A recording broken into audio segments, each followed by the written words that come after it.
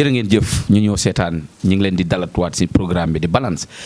si chat on bi tey na comme ni ma leen ko waxee rek son excellence lañ am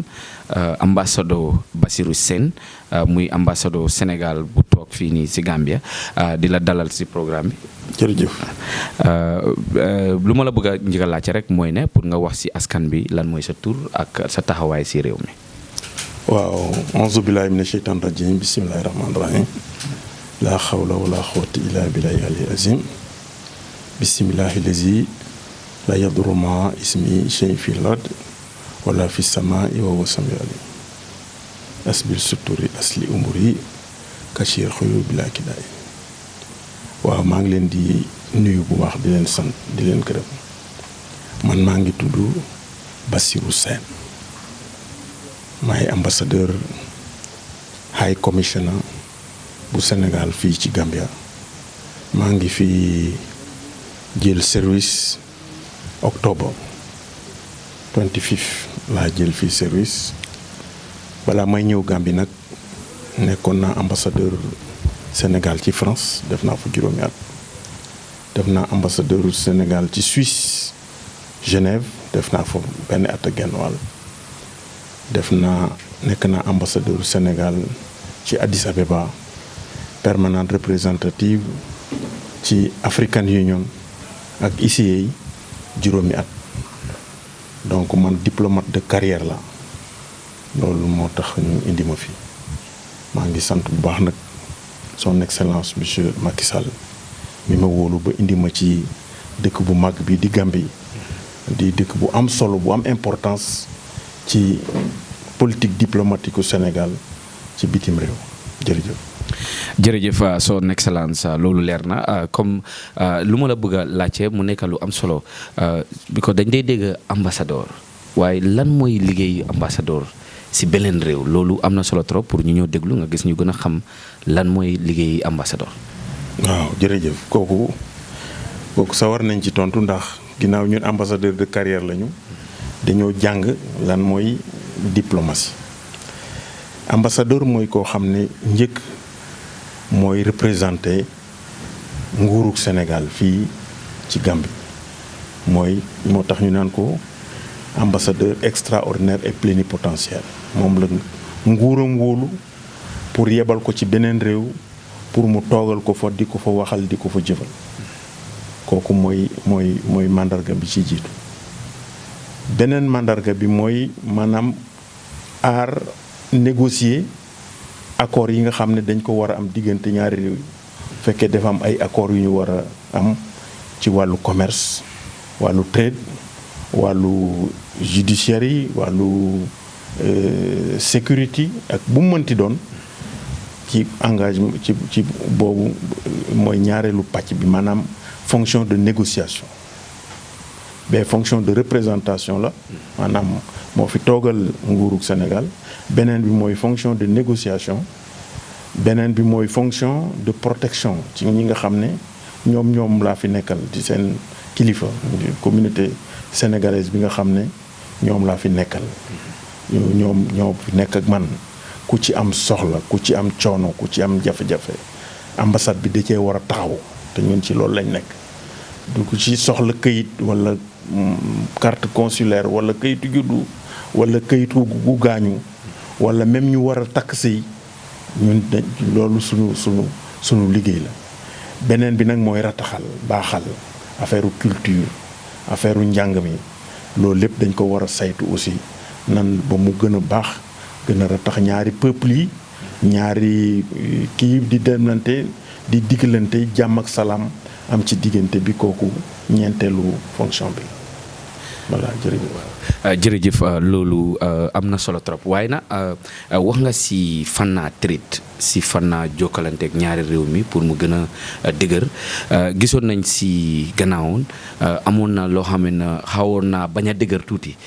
mooy si wàllu transportation gisoon nañ ne si transport union bi bu nekk Sénégal ñoom taxawoon nañ ne biis yuy dugga si Sénégal mooy biisi Gambie yuy dugga si Sénégal dafa waroon a wàññeeku nga wax ma ma si taxawaay ambassadeur lan la fa war a liggéey ak lan la fa war a taxawaay boobu mu mujjee bi ne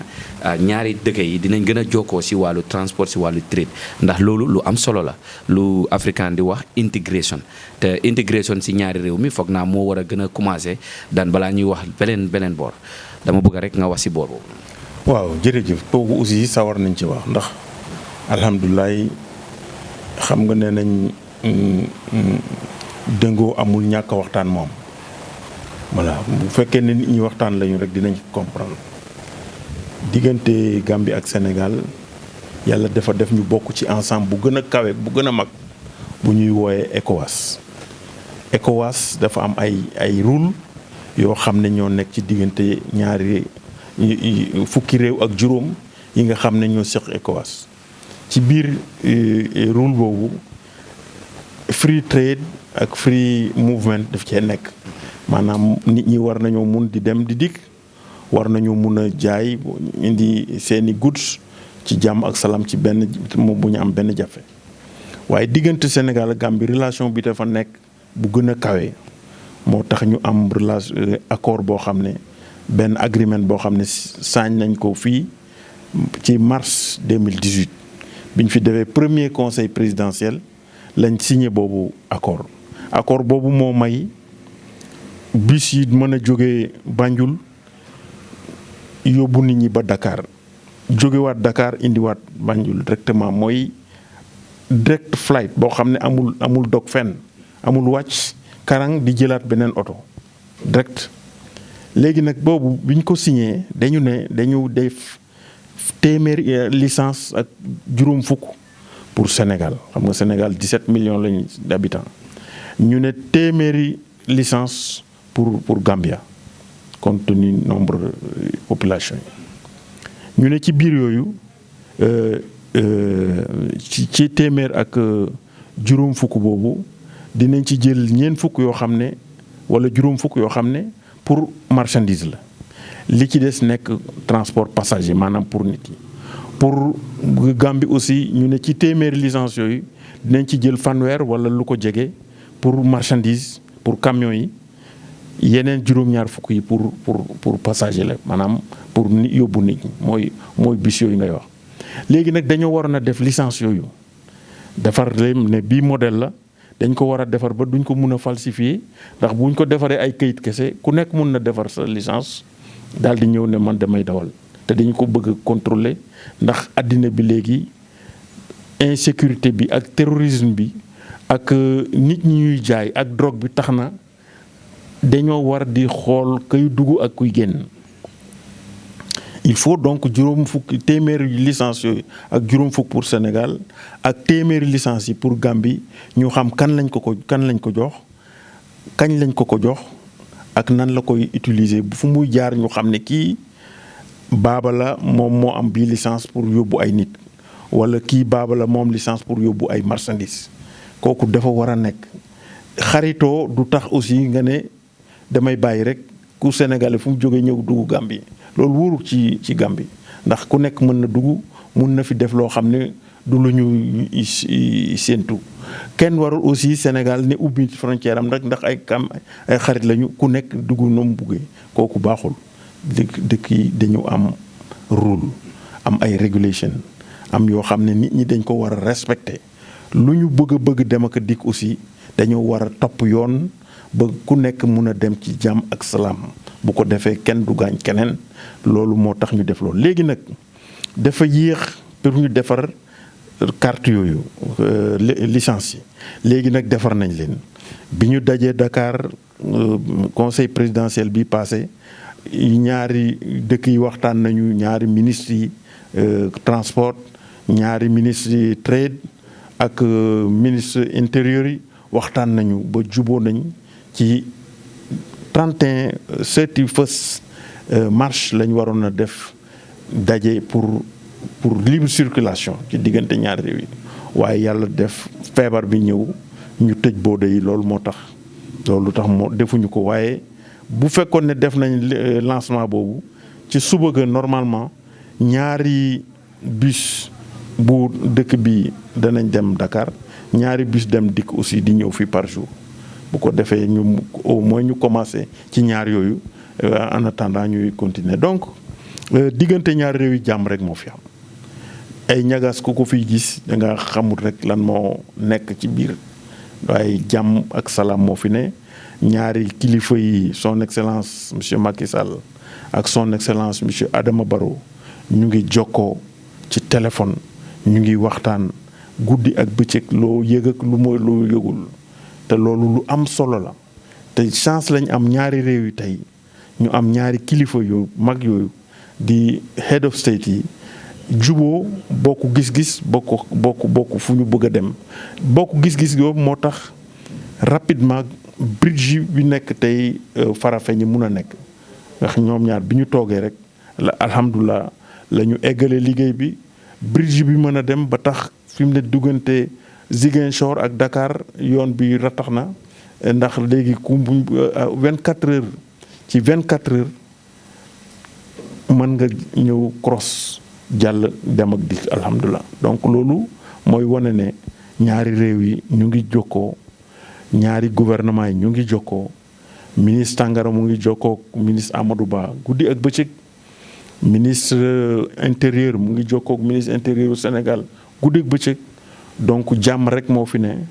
ci diggante ñaari gouvernement yi peuple yi nag benn la yow yaa ko wax benn nation sénégambienne moo fi am ku nekk bu sa nijaay nekkul fii sa tante mu nga fële benn peuple bi moo fi ne donc yàlla de moo def politique bi tax ñu de am ñaari réew waaye en réalité benn nation la. waaw nit yi daana wax naan dëkk su la gën a rëy rek daf la dee bëgg a jaay advantage te advantage mooy ne da ngaa gis ne suñ gisee Sénégal moo gën a rëy Gambie ndax Sénégal dañ dee xool loolu ne ok yeneen saay nañ dal si Gambie pour wan leen ñoo leen gën a rëy. est-ce que mës nga gis benn yoon boo xam ne Sénégal dal na ci Gambie pour wan la ne moo gën a rëy jox ma ci rek benn exemple. musoo ko gis. nga loolu xalaati nit yi. déedéet nit ñi nag seen xalaat moom ko lu da nga leen di bàyyi mais nit bi bu fekkee ne yaa ngi xalaat leen wala ngay def leen dafay fekk nga am ci benn exemple bu lay wan ne lii kat mën naa xalaat ne lii la waaye ñun Sénégal ak Union africaine dañoo respecté li nga xam ne mooy noonu lañ daggee Afrique. Union africaine seen première charte de l'Union africaine lañ ne li ñuy wax intangibilité des frontières issues de la colonisation kooku charte la boo xam ne 25 mai 1963 bi ñuy signé charte OUA ci lañ ci dugal boobu charte wane ne frontières yi nga xam ne dañ ko jëlee ci colonisation bi c'est des ay frontières la yoo xam ne c'est intangible Sénégal nag dafa signé charte boobu Sénégal dafa bokk ci ñi nga xam ne ñoo samp union OUA avec le président Senghor ak Haïlé Sélassié ci ñi njëkk a samp OUA ci la bokk Sénégal donc ñun dañoo respecter rule of law dañoo respecter international law amul sikki sakk amul lenn lu nit war a xalaat ci diggante Gambie ak Sénégal te dañu ñëw dal ci Gambie kooku xalaatuñu sax lu mel noonu loolu bu ñu ko doon xalaat ca départ ba la peut-être waaye loolu bu fi mu ne nii nga xam ne ñaari réew yi benn lañu ñaari présidents yi nekk daanaka ay frères lan la ñu mun a xalaat lu demee noonu loolu vraiment loolu rafetlu mu ko dara ñu mun a xalaat lu mel noonu. waaw loolu comme ni ñu ko waxee rek nit yi foog ñu am seen xalaat tamit yenn saa yi foog ñu tontu xalaat yi ñu am waaye nag wax nga fi lu am solo si wàllu virus bi mooy coronavirus bi bu mu ñëwee am na delloo gannaaw yu mu def waaye nag tamit am na jokkoo tamit yoo xam ne nguur bu nekk si réewam am na taxawaay bu mu def te ñu bëri dégg nañ Macky Sall si taxawaay bu mu nekk Sénégal. te loolu ñëpp a ngi ko rafetee Adama Barrow si taxawaay bu mu nekk Gambie ñëpp a ngi ko rafet waaye nag dama la bëgg a laajte rek ndax amoon na waxtu yoo xam ne nit yu nekkoon fii ñoo xam ne sénégalais doomi sénégalais lañ jëloon nañ ay kàddu yoo xam ne yëkkati woon nañ ko si social media bi ñeneen ñi ñëwoon nañ ba sa bureau fii sa taxaw wax fi yeneen ne amoon na alal boo xam ne Macky Sall joxoon na la ko. te da nga ko waroon a séddaloo nit yi lii mu nekkoon kàddu yoo xam ne nit yi ñoo ko waxoon dama bëgg a foofu nekk na loo xam ne ñu bëri laajte woon nañ ko waaye mu gën a leer rek pour ci sa kàddu. waaw loolu xam nga xanaa répété waat waaye loolu léegi defe naa depuis lu mot semaine a ngi nii kenn waxatul loolu ndax ñëpp xam nañ ne loolu fake news la woon. fake news nag ñi koy def xaw ma lan lañ ci jublu xaw ma dañu jublu pour tilimal ambassade man mënuñu tilimal sama der parce que man maa ngi sant yàlla waaw man maa ngi sant yàlla te wóolu naa sama lislaam wóolu naa sama bopp kooku moom aw ma ci sikki sàkk ku yebu nga dem bind lu la neex nga wax lu la neex sa affaire la man yëngaluma barke Xaadim Rasul yëngaluma loolu waaw man gëm naa ne lu dul yàlla mënul ma ñaar dërëm amul sikki sàkk ku taxaw ne dañ ma jox xaalis ma bañ ko joxe dañ maa xamul man dama doylu alhamdulilahi rabbil alamin amoon naa poste Union africaine bi ma jógee premier kii ma nekk fonctionnaire international ñu recruté ma Union africaine 2004 ba 2008 maa ngi amoon salaire 3 millions 500 CFA ma démissionné ñibbi si Sénégal nekk cabinet ñu di ma fay 400 juróom-ñett fukki junni te maa ngi amoon 3 millions 500 donc man xaalis tiitaluma maa ngi sant son borom donc ñiy wax ne affaire xaalis bu ñu téye fii lan lañ koy téye président dina ma jox xaalis ne ma naa ko jox nit ñi ma di ko téye fii pourquoi lan laa ci lan ban njariñ la ma amal ban njariñ la ma amal dama ciy def lan donc loolu njuumte bu mag a mag la woon te xaw ma lan fan la wax jooju jógee man loolu moo ma jaaxal ak kan moo mun a dugal lu mel noonu ci boppu sénégalais yi ndax ñun man li ma gëm mooy sénégalais dëgg-dëgg yàlla ay nit ñu gëm yàlla lañu te gëm nañ seen bopp te fii dañ fi ne pour daan seen doole daan bay di tedd te xaalis boobu ñëwul lu tax lii dikk rek nekk loo xam ne lu amul solo la bëgg tax ñu man loolu def ma jaaxal trop waaye li may attesté waat di ko leeralaat di ko wax solennellement mooy xaalis boobu ñu doon wax ne dañ koy joxe amul musuñu fee jox kenn ñaari dërëm te ku ko bugg a weddi na ma indil diw ne ma kii kat jox nañ ko nangam man loolu mooy li leer li nga xam ne bisu tey fi nga xam ne noonu lañ toll jot nañ fukki millions 10 millions yoo xam ne egsi na léegi dugg na ci keesu ci sunu compte Ecobank fii ci Banjul egsi na mooy Cap-Vert Bamako Nouakchott Guinée Conakry Guinée Bissau ak Gambie ñoo yem ku ci ne jot nga tey fukki millions yooyu pour ñetti catégorie la ndax loolu première tranche bi la ñetti catégorie bi ci njëkk mooy ñi nga xam ne dañ doon transiter jaar fi tak fi fekk ñu tëj booda bi ñu am problème pour ñu toog fi am jafe-jafe ñaareelu pàcc bi ko moom mooy ñi nga xam ne dañoo am coronavirus nekk hôpital MRC ñu di leen faj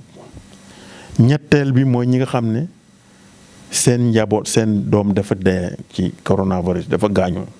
wala seen jëkkër wala seen mbokk gaañu ñu war leen a denc defar leen ñetti catégorie yi ñoom moom 10 millions yooyu njëkk a ñëw fii nag Gambie yàlla def na amuñu benn sénégalais bu fi am coronavirus alhamdulilah rabbil alamin amuñu benn sénégalais bu fi dee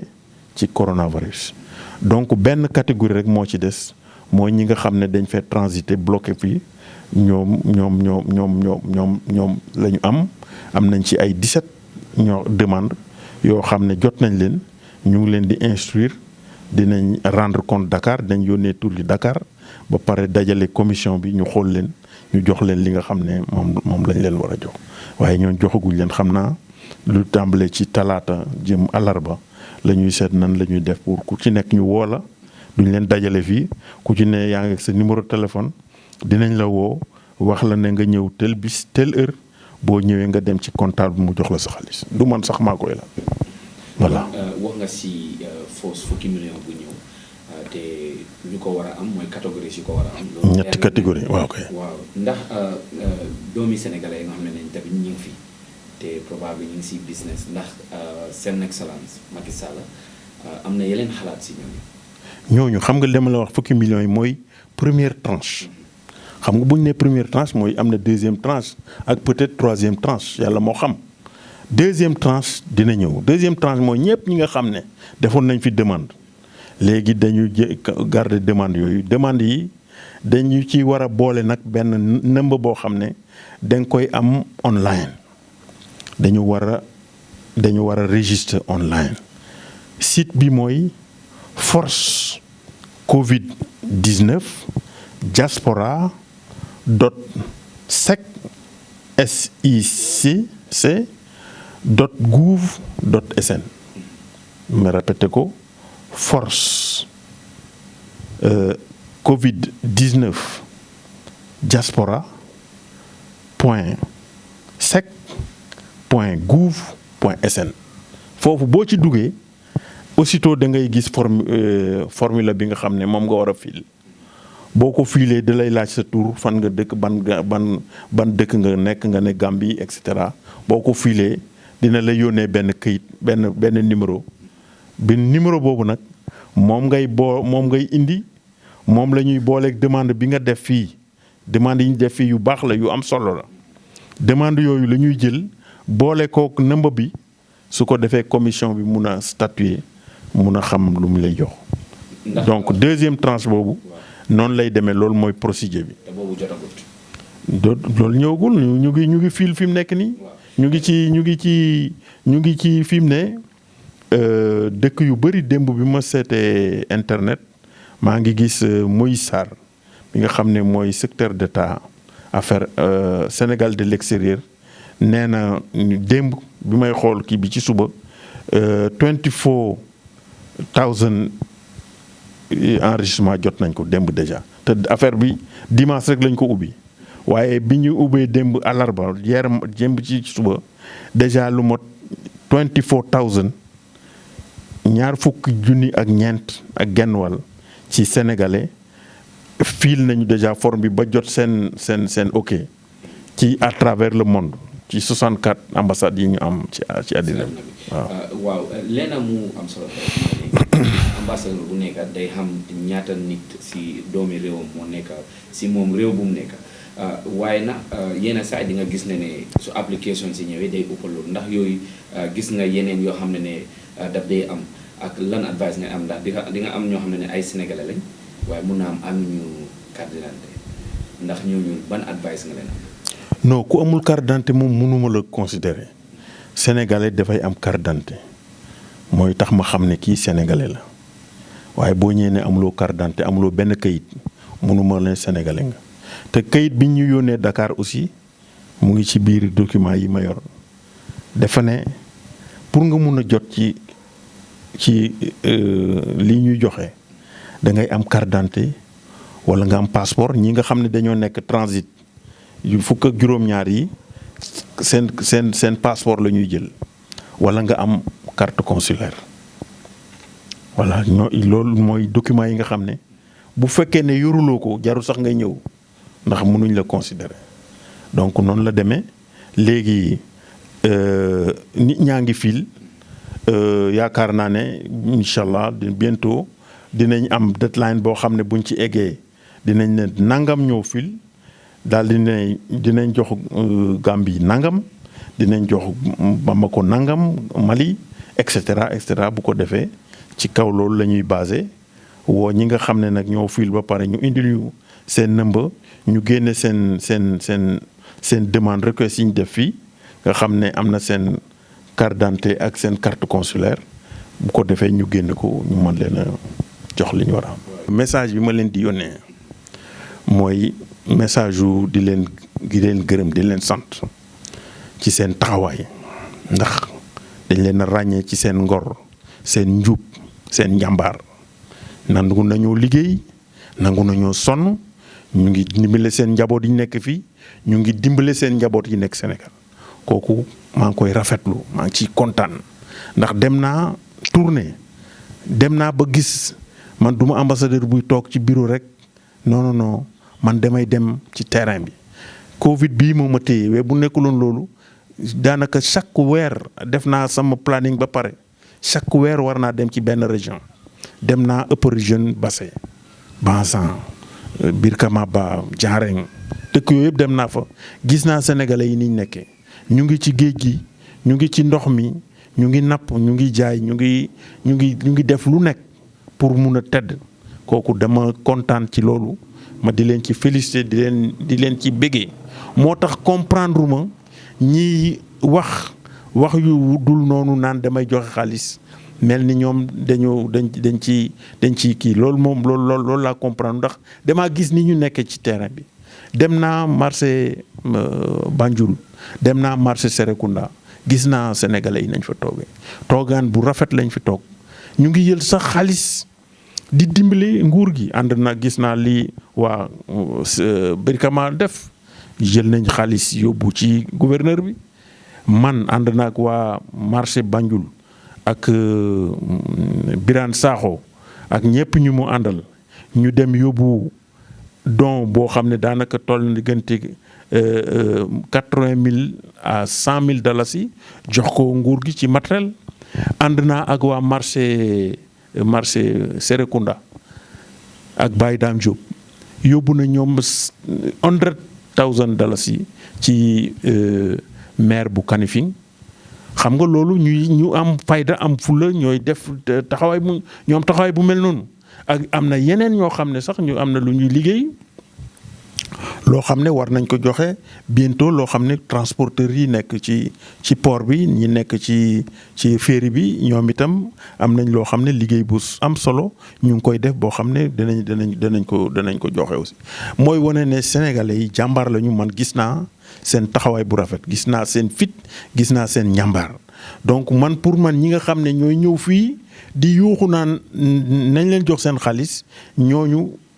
à part la ñu nekk ñooñu bokkuñu ci ñi ma gis ne dëgg-dëgg seen ñu ngi liggéey pour image yu Sénégal ndax image ko boo nekkee bitim réew rek mën nga jàpp sa bopp comme ambassadeur luy rafetal deru réew mi loolu nga war a def luy baaxal deru réew mi loolu nga war a def te man ñi ma gis ñu yóbbu Brikama ci ministre santé fii ci mairie Kanifing ñooñu rafetal nañu image yu Sénégal wuute nañoo ñi ñëw fii naan dañ leen jox seen xaalis te gisuñu benn dërëm boo xam ne ambassade mu ngi koy joxe xam naa nag ñooñu peut-être dañ leen a induire en erreur dañ leen a yóbbu ci njuumte ndax buñ ma laajoon loolu duñ ko def dinaa leen won ne lii moo fi ne man nit ku ubbeeku laa nit ku véridique laa aussi ndax bëgg naa suba ku mu taseel ma mun la xool sa bët droit dans les yeux te du ma sëgg te loolu bala ma koy mën il faut ma nekk honnête et objectif ak ñëpp donc loolu mooy message bi may leen di lancer won leen ne lu leen jaaxal ñëwal laaj ma man nëbbutuwuma làqutuwuma ku ma ñaan audience ma may la donc ku mel noonu kenn warula induire en erreur ngay wax loo warula wax wala ngay def loo warula def voilà donc loolu mooy li nga xam ne moom laa leen di lancer comme message di leen sant encore di leen gërëm bu baax voilà. jërëjëf son excellence ñu ngi laa jaajëf si interview bi dégg ngeen loolu mu nekk lu am solo kon fii la ñu am ak yéen rek dinañ si gën a ñëw ndax lu mu ko waxee la rek moom nit la koo xam ne waxtu bu ñëwee rek daf day ibi buntam kon loolu kooku liggéeykat la kon ñu ngi ko jaajëf si loolu bu baax ñu tamit jërë ngeen jëf.